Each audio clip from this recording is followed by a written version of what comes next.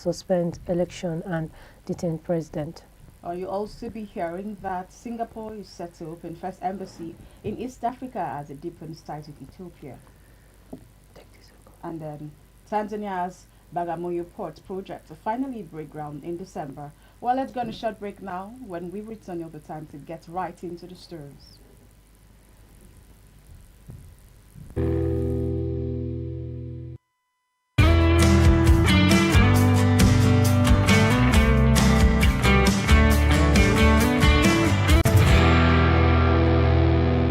Synthetic biology advances. Synthetic biology is pushing science into new territory. Using AI-guided gene editing, researchers are engineering organisms to produce biofuels, biodegradable plastics, and even synthetic meat. In 2023, Ginkgo Bioworks announced partnerships to design microbes that can manufacture sustainable chemicals at scale. Moderna and BioNTech are expanding mRNA technology beyond COVID vaccines to treat cancer and rare genetic diseases. The global synthetic biology market is expected to surpass $30 billion by 2030. By 2026, the line between biology and technology will blur even further, making synthetic biology one of the most transformative fields of the decade. So there you have it, 15 more technologies that, alongside the first 17 we covered, are set to screens and into every corner of our life, from the materials we use to the way we connect and even how we think. And if you missed part 1, make sure to check it out next. If you made it this far, let us know what you think in the comment section below. For more interesting topics, make sure you watch the recommended video that you see on the screen right now.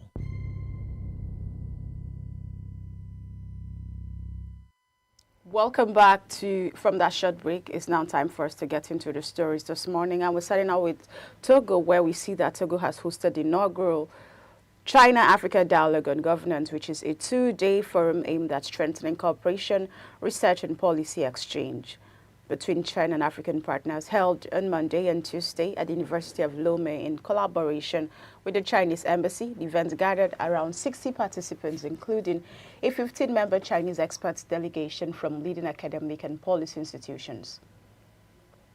The forum explored 2 major themes. The first examined the new cooperation opportunities linked to the 4th session of the 20th Central Committee of the Communist Party of China, with a focus on infrastructure development, science, technology, and innovation. The second assessed the Global Governance Initiative and its alignment to the growing China-Togo strategic partnership, especially in areas such as security, institutional stability, and multilateral engagement.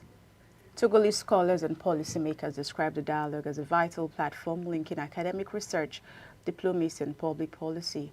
Professor Gado, I see partnerships like this. It feels like a lot of African countries,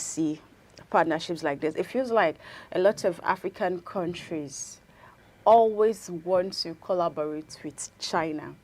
And why not? When you look at the level of development, whether it's economy, whether it's infrastructure, whether it's even in the academia, you could just tell that China is way ahead.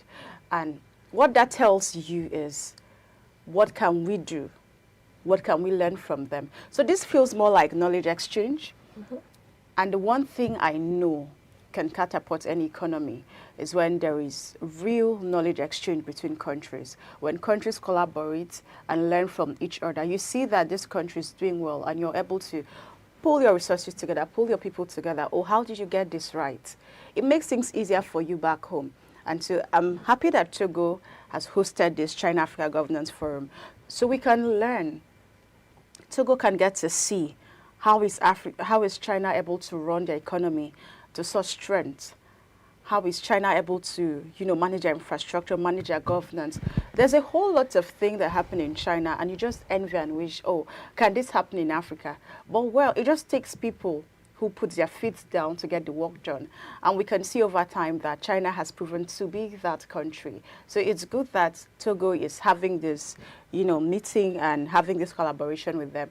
But more than just having the collaboration and signing MOUs, I want you to translate to real impact. I want you to translate to real results that are tangible, we can actually see. So it's not just pictures for the optics. It's more about how it affects the economy of Togo. Because it will be a waste of time if, after all of this, paparazzi, nothing tangible changes. There is no proper knowledge exchange.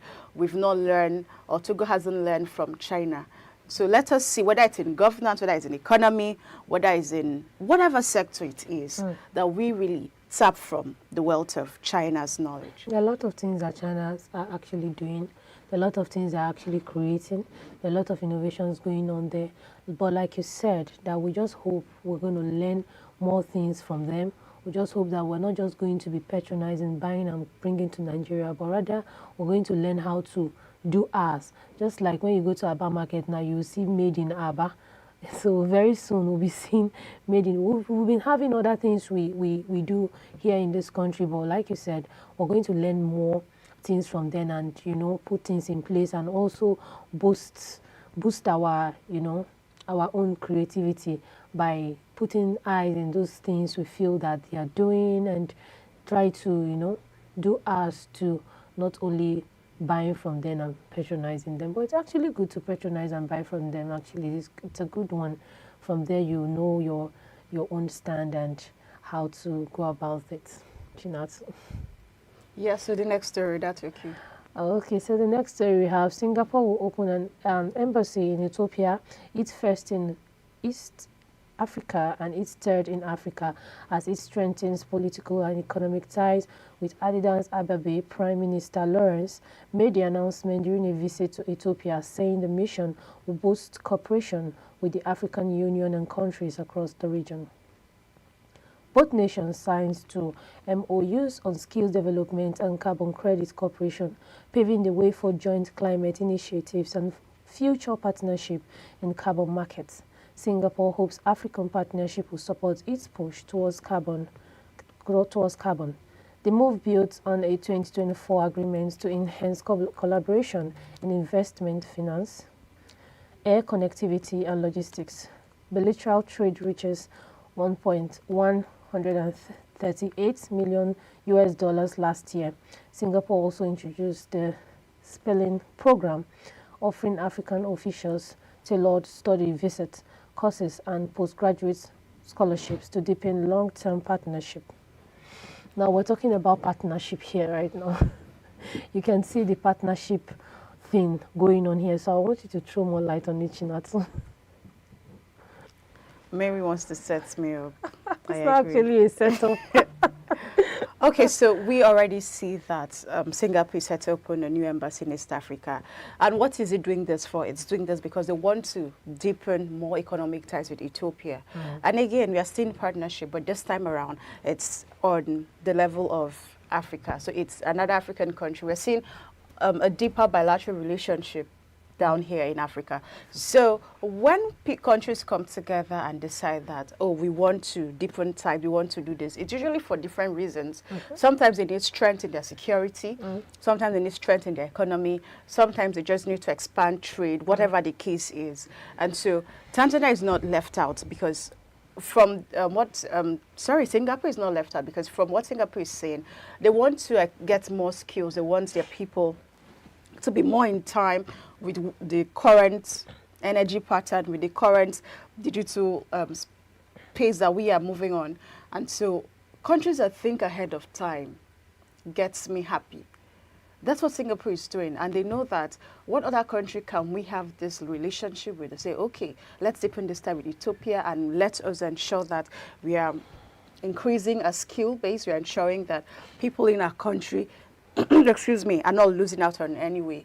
And when these things happen, you're now attracting foreign investors to come in to your country and invest. That's what a lot of people don't know about collaborations. Collaborations, if the MOU is right, it's a win-win. Yeah. So it's like you are not robbing Peter to pay Paul. It's more like everybody gets to benefit. And so that's the case with Singapore and Ethiopia. But let us see, because I know that more, like Cynthia would see, MOUs, where's the results? More than just having these MOUs, can we look back 10 years later and say, this is what we were able to do? Look at the young people, because the emphasis is on the young people. Exactly. So can we see the young people in 10 years' time, are they better than what they were in 2025? That's what we want to see. That's how you understand that, oh, this collaboration yielded fruits at least. So let us see how that plays out. Hopefully it Definitely, does we're play going to out. see how that plays So out. do you want to Because add anything, or should we move on yeah, to the yeah, next actually, story? partnership is very important in any business that you want to do. But what I'm seeing here is a strong partnership between the two, and this is going to result to very quick development in that particular country. So I just feel the strength of partnership, and reading it and coming here to see it, it's making me have this believe and hope that very soon we're going to be moving this into our own country, having partnership with other countries and strengthening our own economy. Yeah. All right, let us move on to the next story, and which is about Guinea-Bissau. Okay, so we see that army officers in Guinea-Bissau announced yesterday that they have seized control of the country, ousted President Umaro Sissoco Embalo, and suspended the electoral process one day before provisional presidential results were due. In a statement read on state TV, spokesperson Denise Jama said the officers had established a high military command for the restoration of order, closed the country's borders, and imposed a curfew until further notice. Guinea-Bissau has long been one of West Africa's most politically unstable nations. President Mbalo later confirmed to France 24 that he had been deposed. Security sources reported that he was being held in the Army Chief of Staff's office, though the officers did not publicly say whether he was in custody. The coup attempt unfolded amid heavy gunfire in the capital. And Bissau earlier in the day, tensions had been rising following Sunday's highly political presidential election. Fernando's Dias Embalo, main challenger, said in a video message that he was safe after armed men attempted to detain him on Wednesday night. The one country that is always in the news for, tussles like this is Guinea-Bissau. And it just still tells you where we are. Because this is not the only country where we are seeing power being unstable. We have the case of Madam Hassan in Tanzania. We've seen what happened in Madagascar. We've seen a lot of countries, African countries, being affected by the kind of power. And the question is, do you think that if things were going right in those countries, there'll be a military coup? I absolutely do not think so, because it stems from the place of people getting tired of a system, people getting frustrated over a problem. They've probably protested peacefully, complained, written petitions, and done everything that they needed to do. And it gets to the point where they say, oh, And no. they're not getting results. They're not getting results. But the problem with coups like this is that it affects every other person, the common man, the school child, the pregnant woman, everybody, especially the vulnerable people. And so you can already tell how unstable. If you've seen the videos across social media, you'd see that a lot of people have been running. So there's curfew. So you know what happens when there's a curfew? Yeah. If you were not stocked up in terms of food as a family, then you know that hunger is about to end your life. And for people who live from hand to mouth, tell me how they're going to have to survive this. Already schools are, rumors that schools are being shut in most parts of the country because of this instability. And it just breaks my heart, because I do not like when there is power tussle. I do not like when there's tension in the country. It just sort of messes every other thing up. It messes the economy, it messes education, it messes the health sector. Everything becomes unstable because of this. So can we find, I know we're going to talk about this more during the discussion segment. That's why I don't want to speak so much about it. But can we at least find a common ground to fix this problem?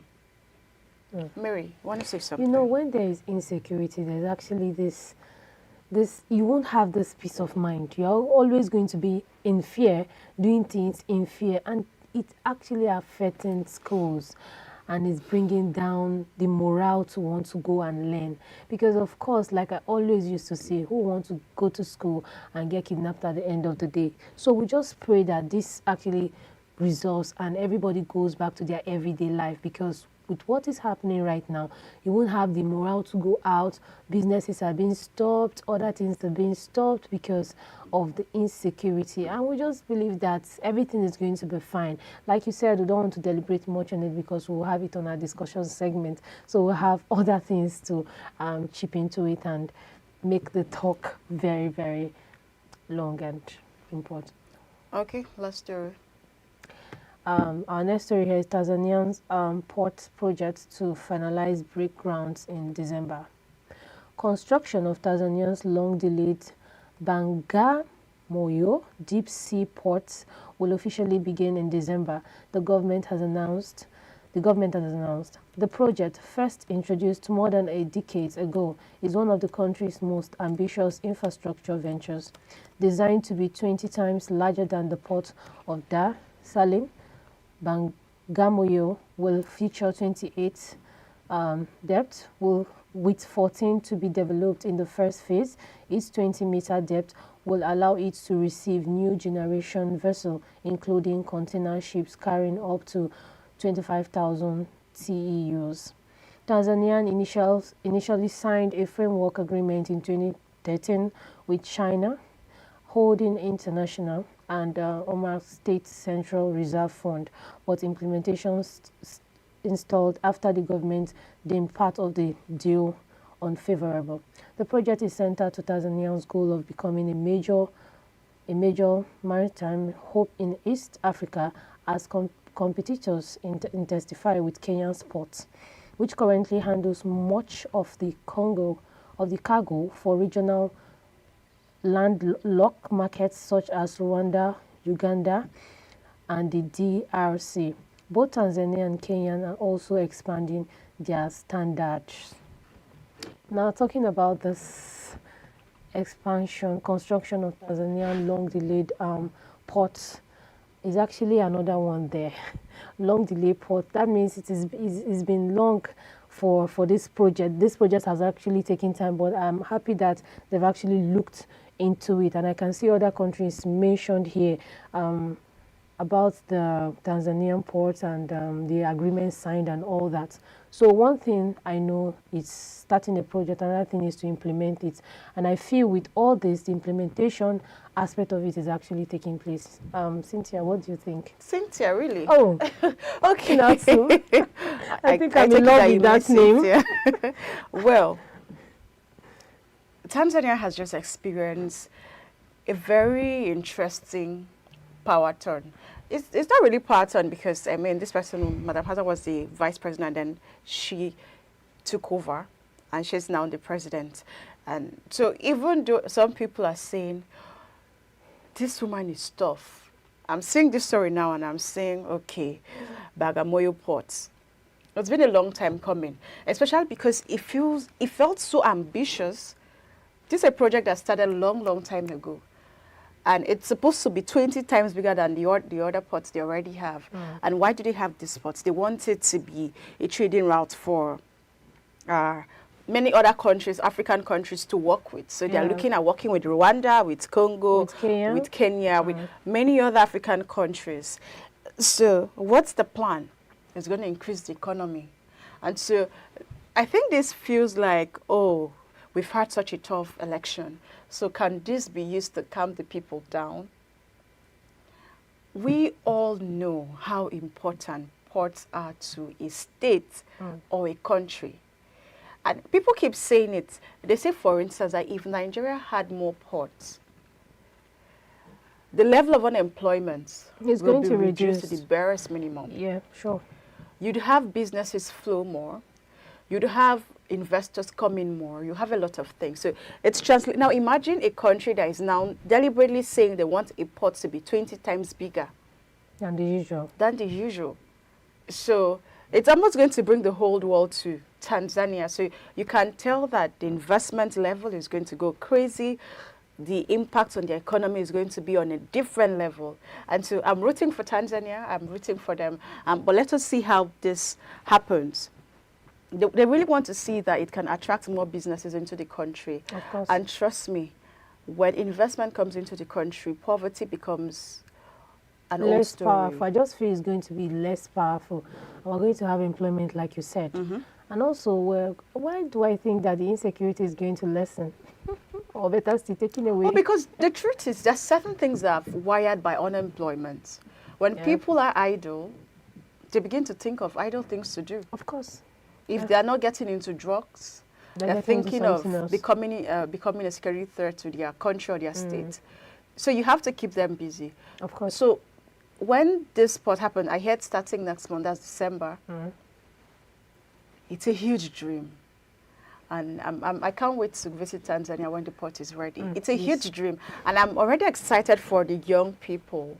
Because when the sport comes to play, my darling, a lot of people will leave the streets because they'll be very busy.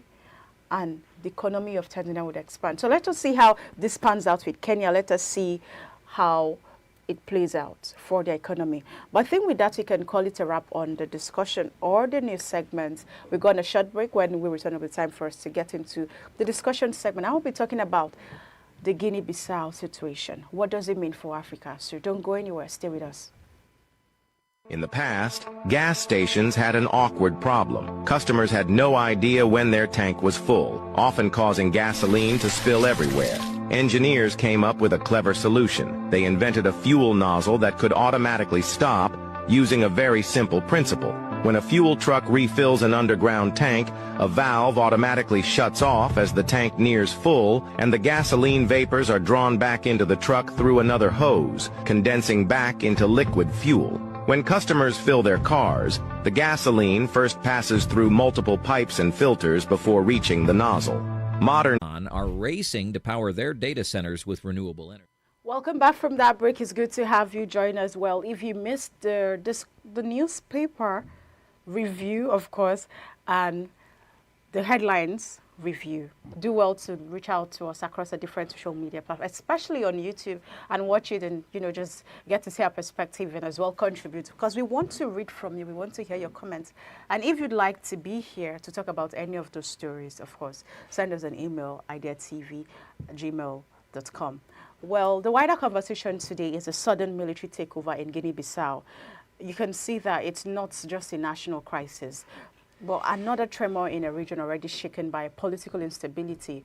And army officers have decided to dissolve the democratic processes and detain an elected president. So what we're seeing today is that Africa must now confront difficult but urgent questions about governance, trust, and the future of democratic transitions on the continent. And trust me, Mary, I think this is another warning sign for West Africa's democratic fragility, because Guinea-Bissau is not alone. It's joining a list of other West African states that constitutional order has been disrupted. For instance, we can see that since 2020, Mali, Burkina Faso, Niger, and Guinea have all experienced coups. So Guinea-Bissau is not the first to have experienced this. It just joins the list, and it tells you where we are politically. That there's still a whole lot more to be done when it comes to our political scene. So it's reinforcing a troubling pattern that contested elections, weak institutions, and even military intervention is coming to an intersection of questions. What do we do as the people? What are we getting wrong? But before we continue the conversation, I'd just like us to quickly watch the video on the screen.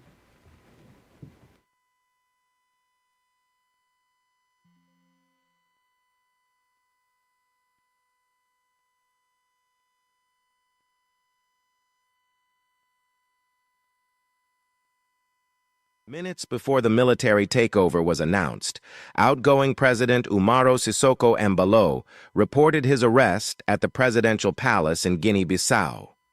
Opposition candidate Fernando Dias da Costa has urged the military to remain outside the electoral process. The High Military Command for the Restoration of National Security and Public Order has decided to immediately depose the president, close all institutions of the Republic of Guinea-Bissau until further notice, suspend all social media activities until further notice, immediately suspend the ongoing electoral process, close land and sea borders and national airspace. President Embalo stated that he was arrested around noon on Wednesday in his office at the presidential palace by military personnel, alongside the Chief of General Staff, his deputy, and the Minister of the Interior.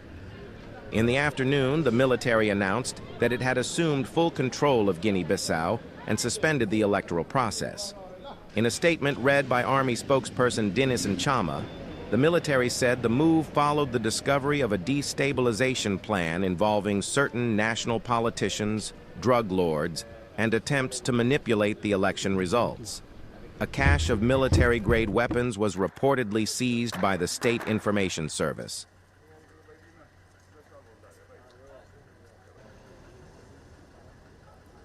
Mary, did you watch the screen? Did you see? What did you see? A lot is actually going on, like Yeah. you said, and citizens are no longer trusting the electoral process and other things, political actors, experts, manipulation and violence here and there. You know, it's really not adding up. And these things are something that has been happening years and years and years repeatedly, and we're not seeing anything different from what we are seeing right now. We're just seeing the same pattern happening in the same way. When you look back in retrospect, you understand that the things that have been happening and what are still happening now is just that it's a little bit modernized, Let me say the kidnapping, the insurgents, you name it. So it's really not adding up, Chinato. You're not far from the truth, because when citizens begin to lose faith in their political leaders, when they get frustrated, like I said earlier during the newspaper review, I said, when citizens say, or they get tired, they've had it up to their neck, and it feels like, this country is not working for me. I can't afford food. I can't pay the fees of my kids. I can't even live a decent life. You know, it gets to the point where they now turn to the military. Do you know that there are people who believe that to fix the problem of any democratic nation, the military it's capable of fixing it? Yeah. And so they remind you of stories back then of how, there was a country that, you could not afford good things, you could not live a basic life as a poor man or a poor woman. But when the military took over, things went back to shape, prices were, unified, a lot of things happened. And so this is that narrative that has been fed to a lot of us, because it's a narrative that shows that democracy is steadily consolidating problems. It's telling you that, democracy is so, it doesn't really fix the problem. People keep dying from hunger, hospitals are not fixed, and so what can we do to fix the problem? It feels like the military are strong enough to Fix it. So it's even the citizens who get frustrated and start calling out for the military and saying that, let us turn to the military to deliver a long-term solution to this crisis. Let us turn to them to fix the problem. And oftentimes, does it really work out well? If you ask a Nigerian who experienced military rule in Nigeria, they'll tell you how, some of them will tell you, I've spoken to some uncles and they say they preferred when Nigeria was under military rule. That things were so, intact, and everybody knew that the only language that was, and I remember my uncle telling me that the only language that we heard that time was shoot. And so because you do not want to be shot, you had to behave properly. You can't jump queue. There were certain things that you cannot do. You can't litter the environment. You cannot just do, you must obey. You just must have sense to fix the problem by yourself. And so because of that narrative, people behaved right. Corruption was less. And so when you see countries like Niger, countries like Guinea-Bissau, like Guinea, turning to Congo too, turning to the military. Apart from the part also, the citizens also feel that they've lost faith in a democratic government. Exactly. And so the military can fix that problem for them. The military is enough to give them that sanctity that they need. But you wonder how true, because I'm looking at this video from Guinea-Bissau and I can already see that there's a level of instability. You can already just see young children running, people who are going about their days because there's curfew, markets are not open, people are just tired, schools are closing. So there's a whole lot of disarray going on. But is this the solution? What are we getting wrong in our country? Because it feels like elections are just flashpoints now. Yeah. It's just flashpoints. So let the military take over. Let them do what they need to do. But I think the big question for us to respond to is, what's path forward? What can we do? How can we ensure that we build an electoral system that the people can cross? can trust, rather. How can we ensure that we strengthen our parliaments, our courts, and oversight institution? Mary, I've seen some videos where people who are supposed to be legislators, you know, be people who are pushing for stability, pushing for the right things to be done in the country, just grapple around with just anything. They're not concerned, because for them, as long as they are safe and secured in their glass houses, they can throw all the stones. You know? And so it beats my imagination every now and then that people have lost faith in the electoral process in Africa. Why am I going far? Look at what happened in Tanzania. That's the big one. Look at what happened in Tanzania.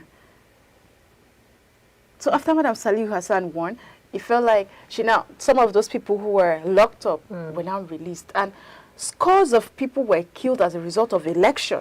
No. And that wasn't a military rule. No, they are not. It wasn't military. It was true election. So there are many questions that have been raised in the minds of people. We see what happened in Nepal, how the Gen Zs entered the street because they were frustrated. I'm telling you, they had to burn down things. It's like a narrative that has happened over and over and over, and we are now still learning. It's like it's not hitting you, so you cannot fix the problem. And that's why I'm really concerned about where Nigeria is. And I'm hoping with everything in me that it doesn't get to the point where Nigeria becomes a failed state. First off, we've seen that the US has labeled Nigeria as a country of particular concern, CPC. Yeah. What does that tell you? Investors are going to lose confidence in us. Definitely. That label is big, and it went viral. It's not like, oh, they just said it to our foreign minister. No. It was all over the place. All over social media. And some people, some Nigerians who are in diaspora already feel the heat. And so, I know a couple of people now say that they try not to even say they are Nigerians. They just say, oh, I'm African. You know? Because of what that labeling has smeared the reputation.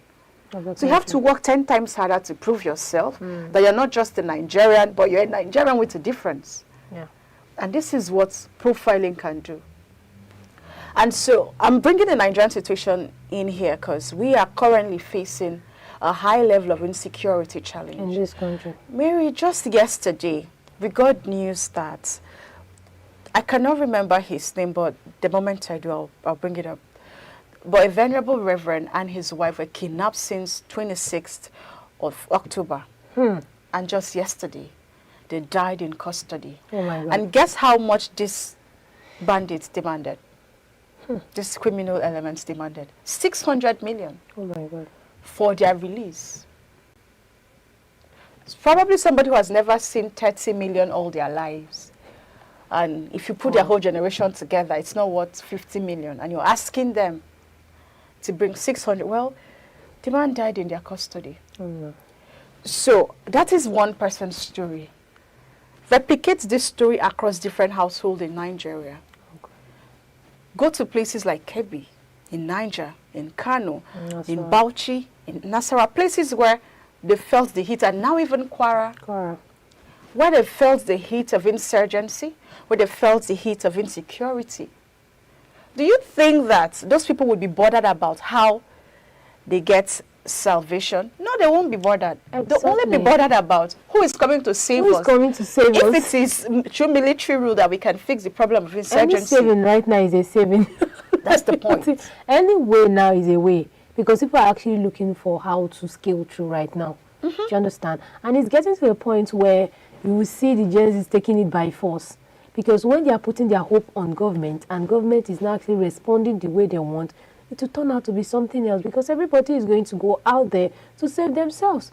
Just like you walking now, maybe you do not have money to have a personal security guiding you, escorting you to anywhere you want to go. You can't afford that, and you are just a one-man mopo. What do? You fight for your life, because every saving now is saving. Let me put it like that. Every saving